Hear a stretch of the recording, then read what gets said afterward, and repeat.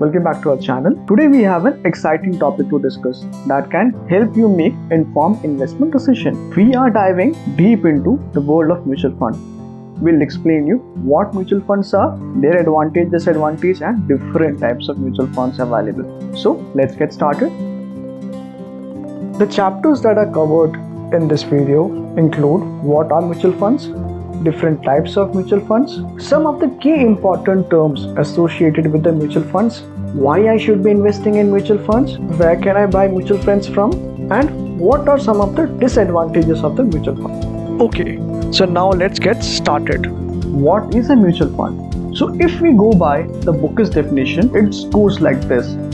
Mutual funds are investment vehicles that pools money from multiple investors to invest in a diversified portfolios of stocks, bonds or other securities. They are managed by a professional fund managers who make investment decisions on behalf of the investors. Okay, sounds difficult to understand? Let us try to make it simple. So in simple terms, a mutual fund is like a team of people who works together to invest money. Instead of investing alone, many people pool their money into a mutual fund. It's like joining forces with others to achieve a common goal. The mutual fund is managed by a professional called a fund manager. These managers are like the captain of the team. They decide where to invest the money and make it grow. Now, instead of investing all the money in one thing, the fund managers spread it out into different investments. They might invest in stocks, which are like little piece of companies, or in bonds, which are like loans to government, or in businesses. The good thing about a mutual fund is that it allows people with small amount of money to invest in different things, just like being a part of a big team. This helps reduce the risk because if one investment doesn't do well, there are others which might do better. When you invest in a mutual fund, you buy a share. Now think of a share as a small piece of mutual fund. The more share you have, the more you own the fund. As the investment in the mutual fund grows, the value of your share also increases. And if the fund makes money by selling the investment or receiving the dividend, that profit is shared among the shareholder.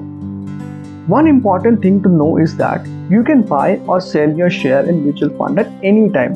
So it offers you flexibility and opportunity to access your money when you need it. Now, in summary, a mutual fund is like a team of investors managed by a professional. It's a way many people pool their money together and invest in different things to make it grow. By being a part of mutual fund, you can benefit from the expertise of fund manager and collective strength of the team. Now, since we know what mutual funds are, let's try to understand the different types of mutual funds which are available in the market.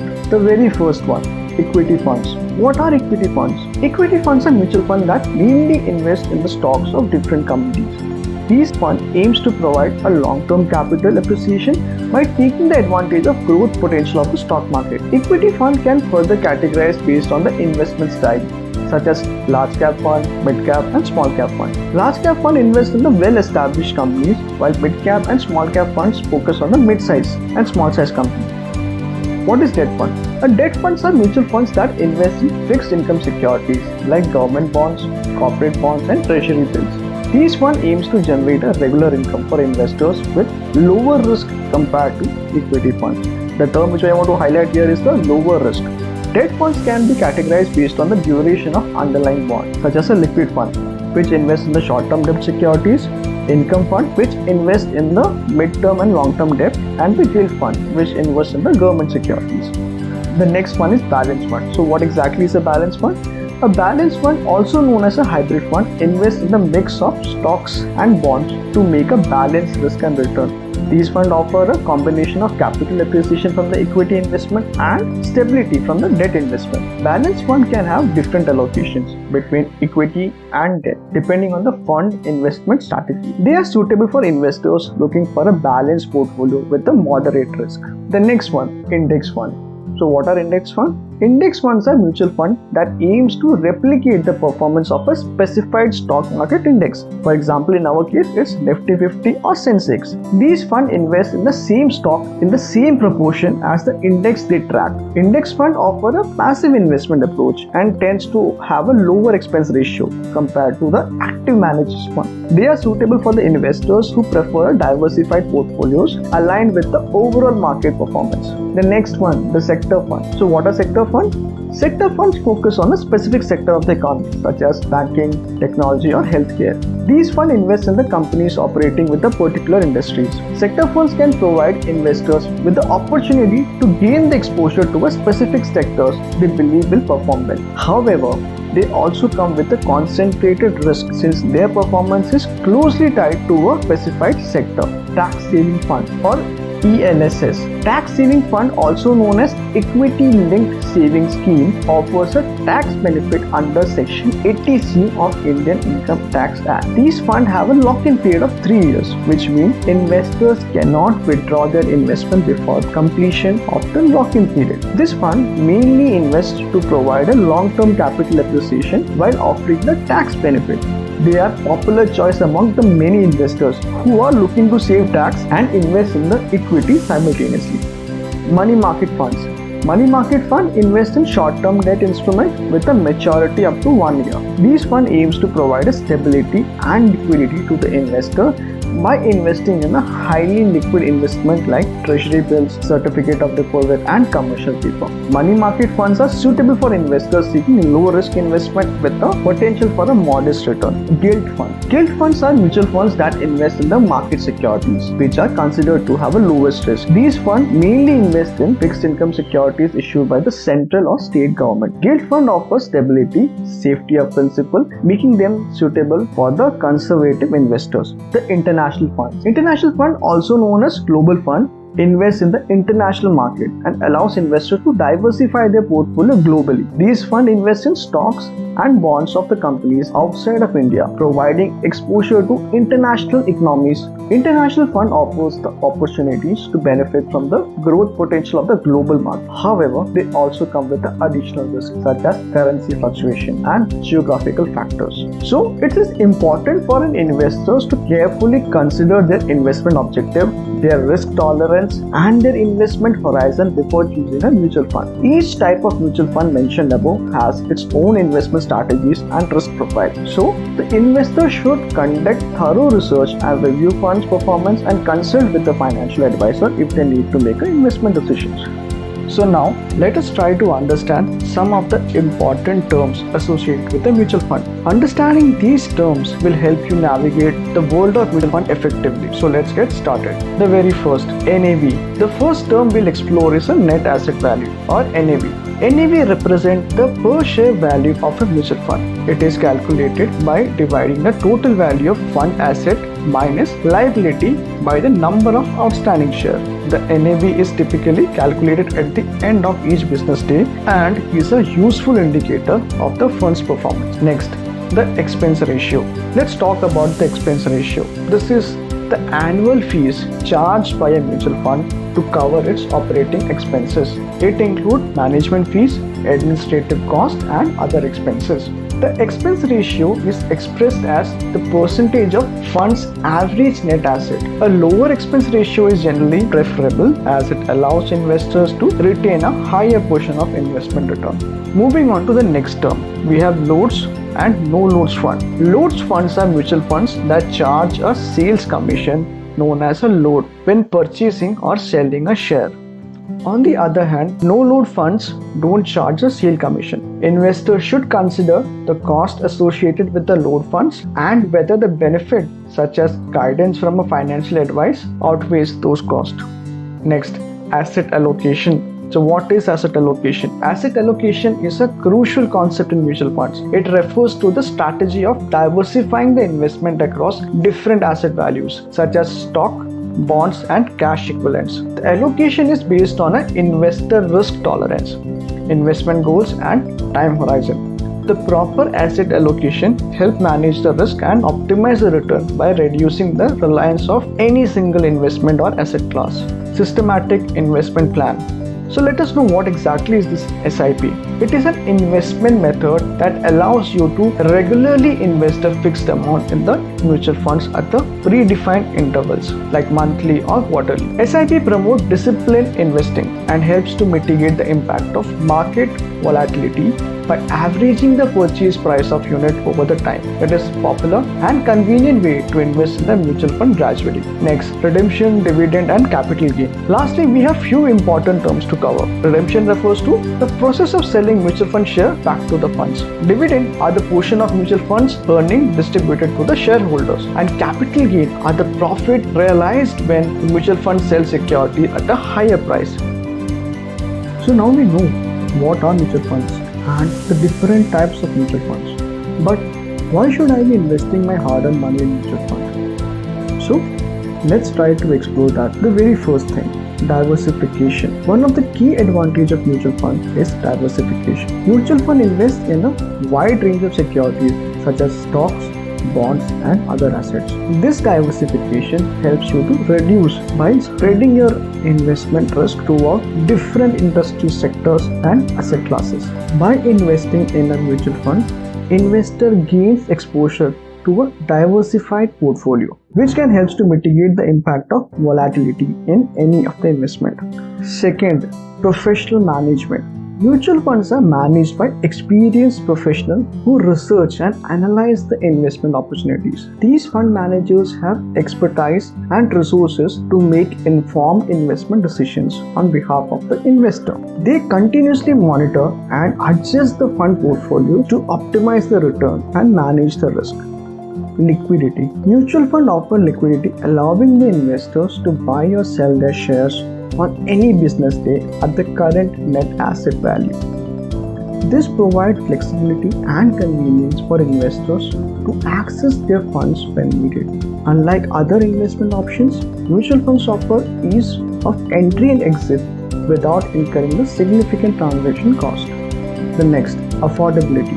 Mutual funds provide access to professionally managed portfolios even for small investors. By pooling money from many investors, mutual funds achieve economies of scale, which helps to reduce the transaction cost and provide affordable investment opportunities. Investors can start investing in mutual funds with relatively low minimum investment amount, making it accessible to a wide range of individuals. The next, variety of choices.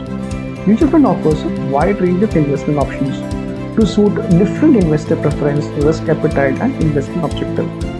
They are equity funds, debt fund, hybrid fund, index fund, sector-specific fund, and more. Investors can choose a fund that aligns with their financial goals and risk tolerance. So till now, we have understood what mutual funds are, the different types of mutual fund, and why I should be investing into mutual fund. But the next question that comes to our mind is, from where can I buy a mutual fund? So let us explore a few platforms through which you can buy mutual funds. The very first, asset management companies or AMC's websites. Most mutual fund companies have their own website where investors can directly invest in their mutual fund schemes. Investors can visit these respective AMC's website, create an account, complete the necessary KYCs, and start investing in their funds. The next, online mutual fund platforms. Several online platforms are available in India that offers a wide range of mutual fund schemes from different AMCs. These platforms provides a convenient and user-friendly interface for investors to browse, compare,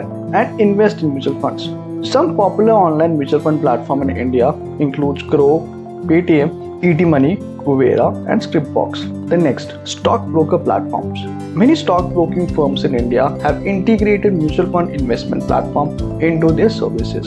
Investors who already have a trading or a demat account with the stockbroker can often invest in mutual fund through their existing platforms. Zerodha Coin, ICICI Direct, HDFC Securities and Axis Direct. Mobile applications. Mobile applications have become increasingly popular for investing in mutual funds due to their ease of use and accessibility.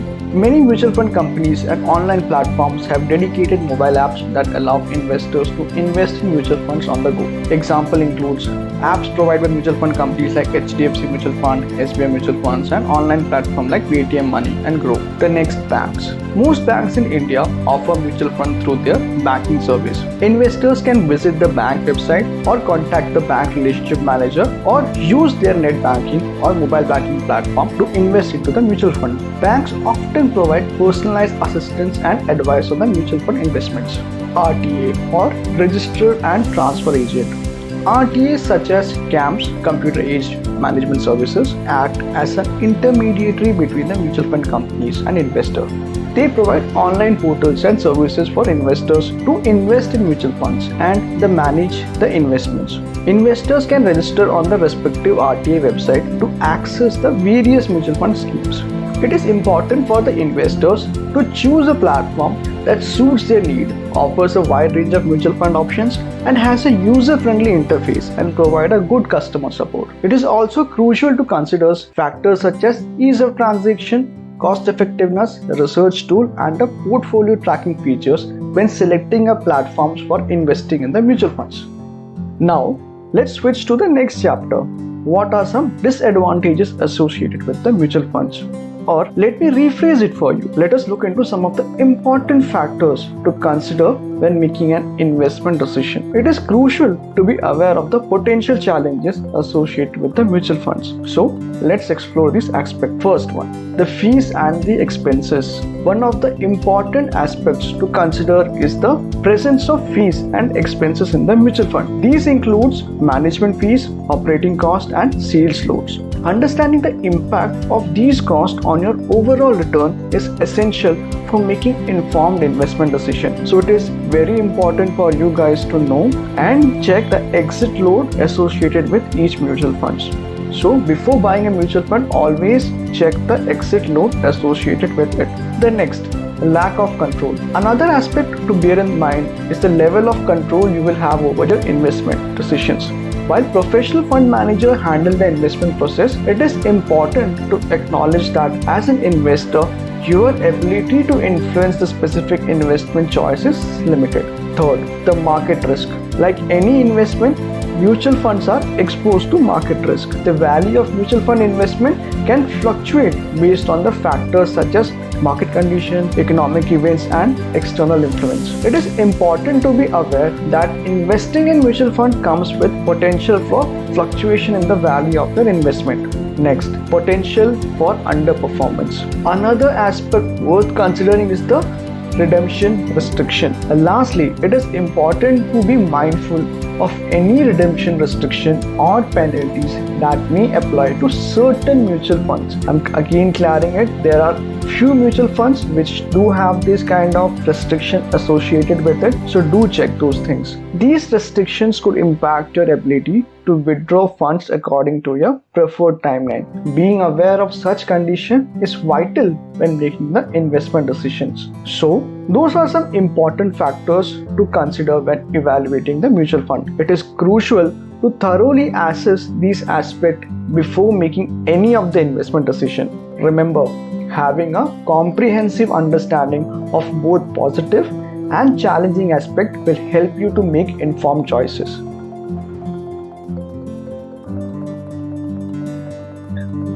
Okay, till now we have understood what mutual funds are, its advantages and disadvantages, the places from where we can buy mutual funds. But do you know there is one very important thing that we as an investor should be knowing about, and that is taxation on the mutual funds.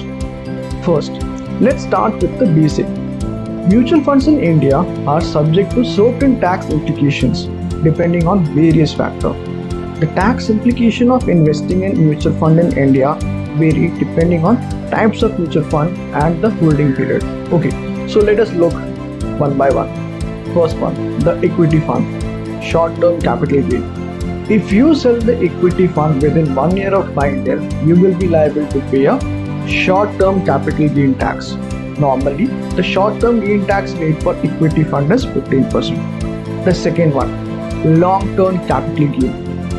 If you sell the equity funds after holding them for more than 1 year, you will be liable to pay a long-term capital gain tax. The long-term capital gain tax for equity fund is 10%. However, if the LTCG amount is less than or equal to 1 lakh in a financial year, then it is tax free. The next one, taxes on the debt funds. Again, on debt fund also we have short-term capital gain, but it is if you sell the debt funds within 3 years of buying them, you will be liable to pay a STCG tax. The STCG tax rate for debt fund is your applicable income tax slab rate. The long-term capital gain tax on the debt fund is when you sell the debt fund after holding them for more than 3 years. The LTCG tax rate for debt fund is 20%. Dividend from the debt funds are taxed at your applicable income tax slab rate. However, if the dividend is received in the excess of 5,000, then TDS is deducted at the rate of 10%. For debt fund held for less than 3 years, the capital gain are added to your income and taxed at your slab rate. For debt fund held for more than 3 years, the capital gains are currently taxed at 20% with indexation or 10% without indexation. However, from 1st April 2023, the long-term capital gain will be taxed at your slab rate without the indexation benefits. Dividend from the debt funds are also added to your income and taxed at your slab rate. So that's taxation in a nutshell for mutual funds. Now you might have heard this term indexation getting repeated often in my sentences above, and that would have made you curious to know what exactly it is and why should I be concerned about it. So let's look at some reason why you should be aware of this important term associated with the taxes. The first one, what is indexation? Indexation is a method of adjusting the cost of an asset for inflation. This is done by multiplying the original cost of asset by a factor that reflects the rate of inflation over the period of time that asset was held. Why indexation is used? Indexation is used in variety of contexts, including taxation, pension, and insurance. In the context of taxation, indexation is used to adjust the cost of asset for inflation so that investors are not taxed on the illusory gain that are caused by inflation. How does indexation work? The calculation of indexation is done by using a cost inflation index, that is CII. The CII is a measure of rate of inflation over a period of time. The CII is published by government every year. To calculate the index cost of an asset, you multiply the original cost of asset by the CII for the period of time that the asset was held. Now, let us try to understand it with the help of example. Imagine if you invested ₹100 in a debt fund in 2022 and sold it in 2025. The CII for 3 period would be 1.05. This means that the indexed cost of your investment would be ₹100 multiplied by 1.05, that is 105. How does indexation benefit investors? That's the questions which you might all be very interested to know about. Well, the indexation benefit investors by reducing their capital gain tax liability. This is because indexation adjusts the cost of asset for inflation so that investors are only taxed on the real increase in the value. Now, what are the limitations of indexation? Indexation is not available for all type of assets. For example, indexation is not available for equity investment. Additionally, indexation can be complex to calculate and it may not be worth for small investment. Let us try to understand it with an example. Suppose you invest ₹100 in a debt fund in 2022. The CII for 3 period is 105. This means the index cost of the investment is ₹100 into 1.05, that is ₹105. Now in 2025, if you sell the debt fund for ₹120, the capital gain on the sale of the debt fund is ₹120 minus ₹105, that is ₹15. However, because you use indexation, you will only be taxed on the real gain, that is 120 minus 100, ₹20. This means that your capital gain tax liability will be 20 into applicable tax rate. So I hope by now you should have understood indexation. Indexation is a valuable tool for investors as it can help to reduce the tax liability. However, it is important to note that indexation is not available for all type of assets. Investors should consult with a tax advisor to determine if the indexation is right for them. We sincerely hope that this information we shared in this video has provided you with a valuable insight into mutual funds and various aspects. If you found this video helpful and informative, we kindly request you to show your support by liking this video and subscribing to our channel. By subscribing, you will be able to stay up to the date with our latest financial insight and investment tips, ensuring that you don't miss out on any valuable information in the future. Additionally, we would love to hear from you in the comment section. Please feel free to share your favorite mutual fund with us. We are always eager to learn about different mutual funds that have resonated well with our viewers. Your input can also help us to create a sense of community within our channel and also allowing the viewers to exchange the valuable information and experience. Furthermore, we are aware that some of you may have specific investment goals in mind. We encourage you to share those goals with us as well, whether you aim for a long-term growth, regular income or a balanced portfolio. It will help us to understand and tailor our future content to meet your need. In case you are interested in expanding your knowledge beyond mutual funds, we have some additional resources available. If you are curious about share buyback and how they affect the market, you can find the video on the topic by clicking on the video on your left. Share buybacks can be an intriguing aspect of investment world, and delving deeper into the subject will provide you with a broader understanding of market dynamics. On the other hand, if you are interested in exploring the way to make quick money in 2023, we have a video specifically dedicated to that topic. Clicking on the video to your right will redirect you to a comprehensive guide on strategies and opportunities for generating quick returns in the current year. We believe that providing you with a diversified content will enable you to make a well-informed decision and explore various avenues for financial growth. As we wrap up this video, we would like to express our gratitude for your time and attention. Thank you for being a part of the channel and supporting our content. We genuinely appreciate your engagement and look forward to continuing this journey together. We hope you have a wonderful day ahead with the success and prosperity.